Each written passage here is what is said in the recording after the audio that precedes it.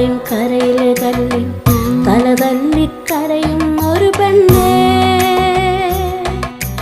എവിടെ പോയി നിന്നുടെ പൊന്നാനിള? നമ്മുടെ നാടിൻ നേര് കാക്കുവാൻ നമ്മുടെ